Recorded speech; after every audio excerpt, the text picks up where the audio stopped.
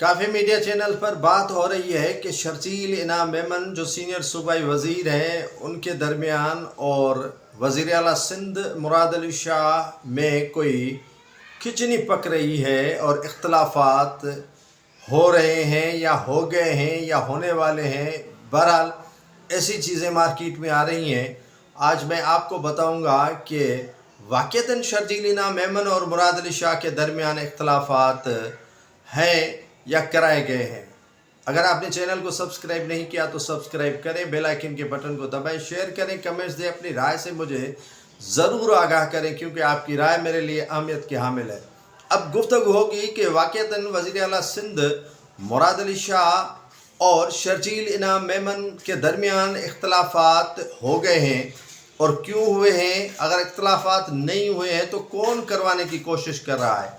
हुआ यूँ कि मुराद अली शाह को जिस पर शक पड़ता है कि ये मेरी कुर्सी को खींचने में लगा हुआ है उसके पीछे पड़ जाता है। मुराद अली शाह की ये खूबी कह लें या खामी कह लें, वो उसी रहनुमा को ताक़ुब करता है, उसका पीछा करता है जो मुराद अली शाह के सीट के पीछे दौड़ता है।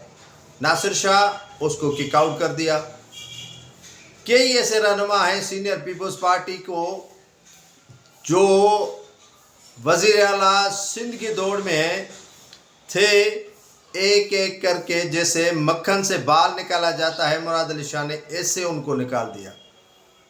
शर्जील इनाम मेमन आखिरी उसके लिए जो कहते हैं कि गले की हड्डी बन चुका है।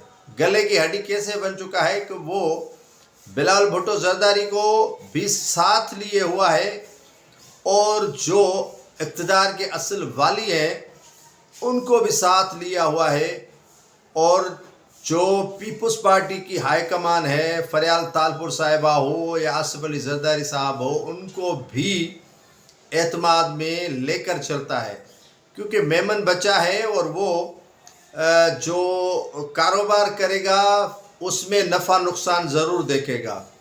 और ये इन्वेस्टर बहुत अच्छा है पीपल्स पार्टी में। चंद ही लोग हैं, चंद ही वुज़रा हैं जो पीपल्स पार्टी में अच्छा खासा इन्वेस्ट करते हैं ताकि फ्यूचर की वो प्लानिंग जो बनाते हैं उसमें उनको काम आ सके।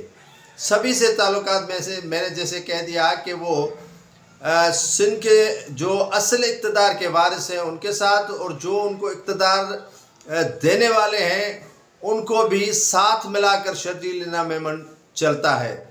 और शर्जील इनाम मेमन के जो टीवी चैनल का दफ्तर पर किसी इदारे की जानिब से धावा बोला गया था, उसके लिए शक व शुबहात जो है वो पाए जा रहे थे मुराद अली शाह में कि मुराद अली शाह ने ये सारी सूरत हाल की मॉनिटरिंग भी खुद की और इसमें जो है वो उसने बढ़ चढ़ कर हिस्सा भी लिया ताकि शर्जील इनाम मेमन को हरासा किया जाए और शर्जील इनाम मेमन को ये पैगाम दिया जाए कि आप पीछे हट जाओ। जितने भी पीपल्स पार्टी में उम्मीदवार थे वज़ीर आला सिंध की दौड़ में, वो पीछे हट गए और अभी भी बोलबाला है किसका?